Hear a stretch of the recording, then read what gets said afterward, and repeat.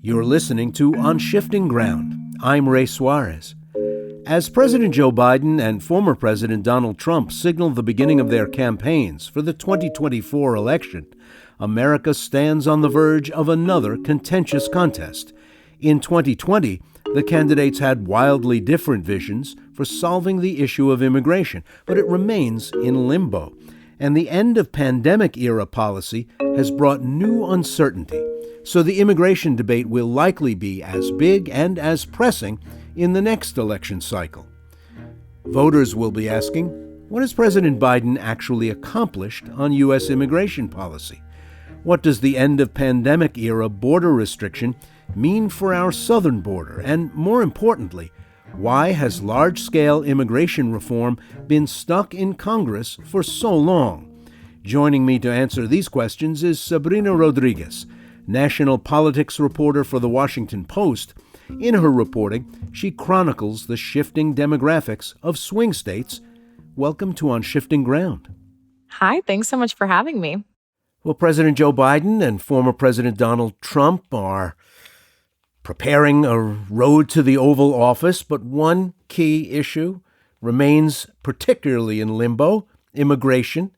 From 2017, when he took office, to 2021, when he left, Donald Trump definitely centered immigration, with people like Stephen Miller and Steve Bannon having his ear. He was very active both rhetorically and in nuts and bolts policy terms. Joe Biden's been president for 2 years. Has he rolled back or changed the restrictions put in place during the Trump era? It's been a combination in reality. On the campaign trail, Joe Biden talked very much about how he was going to restore a fair and humane immigration system and how he was going to roll back all these policies that the Trump administration had put in place. But his administration officials very quickly realized that's a lot easier said than done. There was a lot that Trump did in his administration that then made it harder to roll back. We're seeing the Biden administration talking about now the end of Title 42, a public health order that Trump put in place at the start of the pandemic. And again, we're talking about something that was put in place in early 2020. We're now in 2023, and we're still talking about this policy and what the effects are going to be on the immigration system. So it's been something that a lot of the changes that Trump did were not something that you could overnight switch off. One significant move during the Trump years was to reduce the number of refugees accepted by the United States at a time when global crises like the civil war in Syria saw huge numbers of people fleeing armed conflict, fleeing for their lives. Has the U.S. restored the number of refugees it's accepting to its pre-Trump numbers? So the Biden administration changed the cap. So they, once Trump was out of office, they said, okay, we'll lift the number of refugees that we'll accept. But because they have lifted that number to try and get closer to pre-Trump levels, does not mean that they have actually accepted that many refugees. The difference between intention and production. Yes. Them saying, okay, we'll accept this many thousand refugees does not mean that they have actually accepted that many thousand refugees. There was a period of time where they were criticized because they were going to keep a very low cap. They ultimately raised that cap, but they did not meet those numbers of refugees coming in. And there's a lot of red tape and explanations that you'll get administration officials telling you about why. But the fact is that they have not met those numbers and have not reached really pre-Trump era numbers, although they have said they have that intention and would want to be able to do that. I was recently interviewing one of the leaders of HIAS, the Refugee Resettlement Agency that began over a century ago helping Jewish refugees from Europe mostly, but now really helps people from everywhere trying to resettle in the United States. And he said to me that he understood why it was happening, but that Biden administration officials were being so cautious on the so-called extreme vetting that's now in place. They were so worried about something going wrong that even the announced intention to bring up the number of refugees wasn't turning into actual acceptances just because it's considered just so fraught, so risky politically. Is that a fair case to make? Yes. I mean, the reality is that immigration is complicated. That has always been the case. But because of the immigration system and what refugee is versus asylum seeker versus undocumented immigrant versus all the different distinctions, it's easily conflated. And what we've seen is in politics, and specifically the Republican Party, has used how complicated immigration is to focus in on refugees are the same as asylum seekers, are the same as undocumented. It's all the same. We're going to talk about it like it's the same thing. So in politics, it's become much more complicated to say, oh, well, we're accepting, refugees that are fleeing these countries and the situations that are happening in these different countries versus that's different than what we're seeing at the border, or that's different than DACA recipients. And there's so many different distinctions. And that's where it gets used politically, where, well, any notion that the administration is willing to accept more people is viewed negatively by the Republican Party and is going to be used politically. One particular area of policy that has gotten attention in both administrations was temporary protected status, which in Trump world was regarded like a free ticket to the United States that never gets re-examined, even when the country you come from may not be in imminent danger any longer. Joe Biden has extended TPS for some countries, not others. What's the state of play right now with temporary protected status? I mean, we've seen the Biden administration use it sparingly, but use it to help certain countries and certain groups of immigrants in the U.S. For example, one of the first actions that we saw from the Biden administration was granting temporary protected status to Venezuelans, which is something that had been discussed a lot under the Trump administration. Ultimately, in his last days in office, Trump used another power because he didn't want to use temporary protected status. He used another one that's called Forced Enforced Departure, DED. And it's very similar to temporary protected status, but it was a good indicator of the fact that Trump did not like using TPS. But we saw the Biden administration use that for Venezuela very early on. It often is renewed for all the countries that are involved. They will renew it and extend it. The question and the tension is always, do you expand it to allow other people to also qualify? Do you change the date that the person had to be in the United States for them to also be able to qualify for that temporary protected status? And what we've seen is the Biden administration shy away from doing that and saying, okay, the people that qualified before will be able to qualify still, but we're not going to change those dates to expand who could qualify for protected status.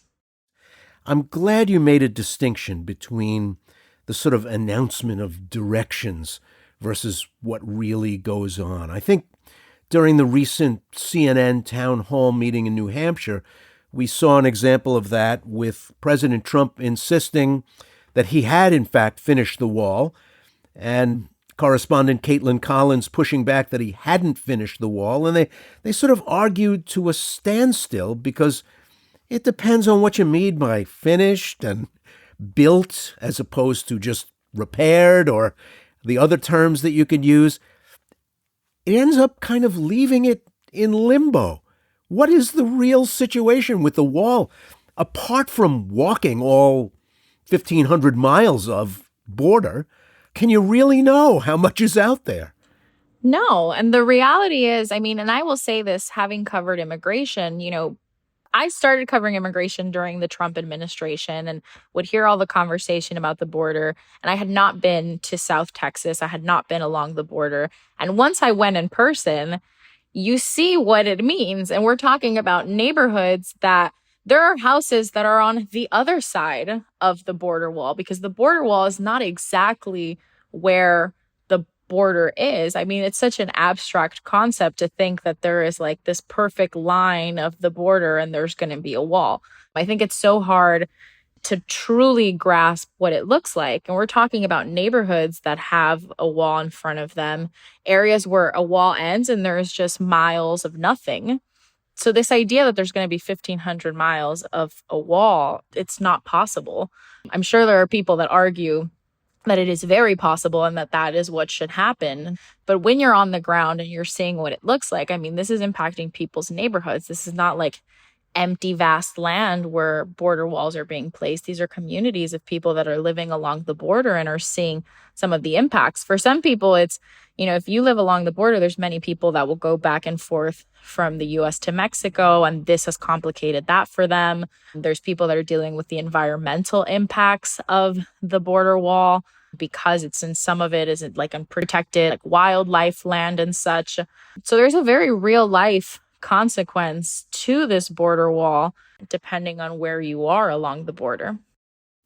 As you mentioned earlier in the conversation, Title 42 has expired, a pandemic-era measure meant to slow down traffic at the border using public health exceptions in order to do it.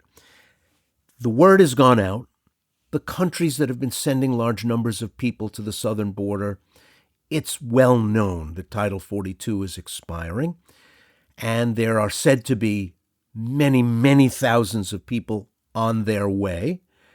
What's been done in anticipation of a surge at the border? The administration has been trying to figure out what policy best to implement in these months. I mean, this is not something that is a surprise that it was coming. The administration since day one knew that ultimately Title 42 would have to end. It was a public health order that was invoked in the name of the pandemic. And the argument was that you had to stop allowing migrants to come and seek asylum in the U.S. to help stop the spread of COVID. Once the president declared that the pandemic is over, and there was so much talk about how we're in a new phase with this pandemic, it was known that that was going to end. And there were plenty of court challenges around it. And there have been members of Congress that have tried to propose finding ways to keep something like Title 42 in place to still stop people from being able to seek asylum at the border. But the fact is that Title 42 was going to go away. So what we've seen in the months leading up to the end of Title 42 has been the administration negotiating with Mexico and the Mexican government to accept more migrants so that they can keep turning away people when they come to the border. They got Mexico to agree that they will accept people from several countries, including Cuba, Haiti, Nicaragua, nationals from other countries that they wouldn't have necessarily accepted in the past. They also are going to do something that actually came up in the Trump administration, which was to require that asylum seekers have looked for asylum in another country before getting to the United States. So migrants, for example, that arrive to the U.S. southern border and say they want to seek asylum, they can now be asked by officers for CBP and such, they can be asked, okay, well, did you try and seek asylum in Mexico? And if that is not the case, then they wouldn't be able to seek asylum in the United States. So all of these are measures essentially for them to try and stop people from trying to seek asylum in the United States. They've been very vocal in saying that they're going to be turning away people, very vocal in saying, if you are going to come, try and schedule an appointment. They've done a CBP One app that has many glitches, and there's been widely reported the issues with the app, but telling people, do not just try and cross the border. You mentioned Cubans and Haitians. There's a lot of different people showing up at the border. Who's coming lately? It's a huge combination. We've seen that the administration has really tried to crack down specifically on Cubans, Venezuelans, and Nicaraguans because they were seeing a high influx from those countries. The political situation in those countries has a huge impact on why people are coming and in heightened numbers. But it's not just those countries. I think in the past administration, there was an outsized focus on Mexico, Guatemala, Honduras, El Salvador. And those countries were really the countries that we saw the most people coming from. But it has really evolved in the past couple of years and in the wake of the pandemic and under the Biden administration, where it's from all of Latin America and not even just all of Latin America. I mean, I've seen stories of Russians that are coming to the U.S. southern border to try and seek asylum in the United States. So it really is an international crisis. It's not just about the border here. It's really about the situation in so many countries around the world where people are feeling the need to come and seek asylum in the U.S. It is an astonishing thing to consider that there are people crossing Central America on foot, They make it to the eastern coast, the Caribbean/Atlantic coast of this hemisphere, and start heading north by bus, by train, hitchhiking, and walking.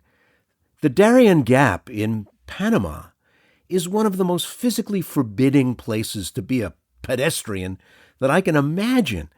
And thousands of people are heading on foot, risking their lives, risking their future health, and reminding us that all kinds of people are coming from all kinds of places. There are people booking cheap passages from West Africa to eastern Brazil, which is, take out a map and look at it. It's a relatively short hop. And heading north to the southern border of the United States. Now that wet foot, dry foot has been ended as a policy by the United States, which promised Cubans that if they got their 2 feet on American soil, they could stay. Now that that's over, they are booking cheap, visa-free passages to Yucatan, to eastern Mexico, and heading north. When a Cuban makes it to Ciudad Juarez, are we generally still letting them in?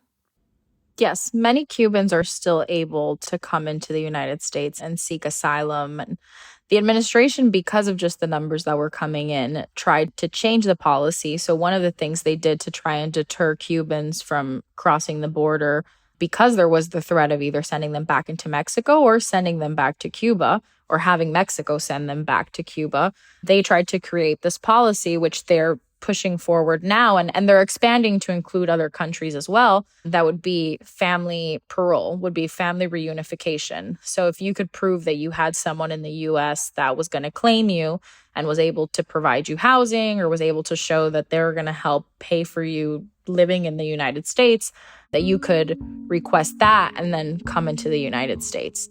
But we have seen that there is still a high number of Cubans that are coming to the border and are able to come into the United States. You're listening to On Shifting Ground. I'm Ray Suarez. My guest is Sabrina Rodriguez, national politics reporter for The Washington Post. Deferred Action for Childhood Arrivals, which you also mentioned earlier, DACA, was for a long time described as the low-hanging fruit of raging immigration debates. People who were kids when they came into the country undocumented were considered more sympathetic figures than the parents who brought them. Heavily concentrated in states that are heavily counted on by Republicans and Democrats, California, New York, Florida, Texas. Are they less important politically because those states are pretty much spoken for in a national election? Are they less likely to get attention, even though their status is still fragile and legally vulnerable? I mean, it depends when we're talking about the political debate. I think the bigger issue is that the border has taken outsized attention. That is what gets the most attention when we talk about immigration. So everything else, talking about dreamers, talking about the future of DACA, always ends up taking a back seat in these arguments. When you go to Capitol Hill and you say, okay, well, do you support a pathway to citizenship for dreamers? You will find members of Congress on both sides of the aisle that will say, yes, they do. But what oftentimes comes up then in the case of moderates and Republicans is them saying, yes, but the border. Yes, but the border is the focus. The border is what needs to take precedence. We can't be talking about offering legal status or offering pathways to citizenship when we need to be focusing on the border. That's usually the way that Republicans try and kind of move away from offering that pathway to citizenship, which is something that for years we have seen in polling is politically popular. The idea of offering a pathway to citizenship for undocumented, the children that were brought into the United States, dreamers as we call them, there's been so much conversation and survey and polling that shows that that is politically popular. But again, it gets conflated with what's happening at the border, and then people move away from it. Isn't that also the case, talking about polling, with undocumented immigrants more broadly? The average person who's living here out of status has been in the United States for 10 and a half years. They are not like people who have just crossed the border yesterday. They own houses. They have long-term employment. They have citizen children in schools around the country. They are soaked into the pores of a lot of places in the United States, and there doesn't seem to be a tremendous amount of appetite for roundups and widespread deportations. Yet, when political season rolls around, one of our national parties talks about exactly that. What are Americans telling public opinion researchers about what they'd like to happen to the, 12.5 million people living here out of status? Yeah, we have seen in polling consistently, and that's not something that necessarily changed significantly under the Trump administration. I mean, polling does show that a majority of Americans support some type of legal status. There's obviously, depending on the poll, depending on the way that the questions were framed and such, is what they think should be done. If it should be just offering residency versus offering pathway to citizenship. What does pathway to citizenship look like? I mean, we've seen over the years, over the decades, we've seen dozens of bills go through Capitol Hill with different versions of that. How many years it would take? What are the requirements? I mean, the process would look different depending on which version of the bill or which president we've had in office that has talked about this. But it is something that we've consistently seen that there is support with a majority of Americans wanting to see happen, some level of legal status for people. And that is something we've seen some level of Republican support for as well.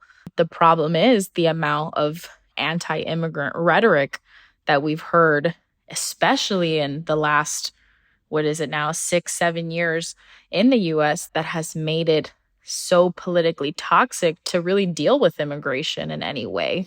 Demographers are talking about future shortages in the workforce. Several states have even loosened the rules on child labor, which is kind of surprising in 2023 to see that happening, but there it is. Does the demographic argument have appeal for Americans? Are we still willing to be an immigrant-welcoming nation, in part because Americans are not so big on having kids anymore? It is an argument that does come up. I think in the top line politics, when we're talking about the presidential candidates and such, they won't necessarily talk about that on the campaign trail. We won't see, Donald Trump talking about that in a CNN town hall or Biden necessarily talking about it when he's on the campaign trail in the coming months. But when we talk to local officials, that is something you often hear. I mean, that's something that really, when you're talking in small towns across the country that have seen an exodus of people, especially more suburban rural areas and just across the country. I mean, there are places that are saying, for us to stay alive, we are going to need to have people here working. And if we can't fill those jobs with Americans that used to live in these communities, well, what is the alternative? The alternative are immigrants that have come to the United States and want to work or are willing to fill these jobs. That is a reality that we're seeing in towns across America, whether that is farm workers in California or shipbuilders in Wisconsin. I mean, it is something that we see across the country. And stories that I've heard, really local officials, whether it's mayors or city council members, them saying, we understand the rhetoric around immigration. We might have our own personal beliefs on that. But when we're talking about a manufacturing plant that has a huge labor shortage, well, what are we going to do about that? And having real questions around how to grapple with maybe what they personally feel with immigration to the realities of what they need. Well, it sounds like the stage is set for another year of national arguments about these topics, certainly with the expiry of Title 42 and the new surge toward the border. Sabrina Rodriguez is a national politics reporter for The Washington Post. Thanks for joining us on Shifting Ground. Thanks so much for having me.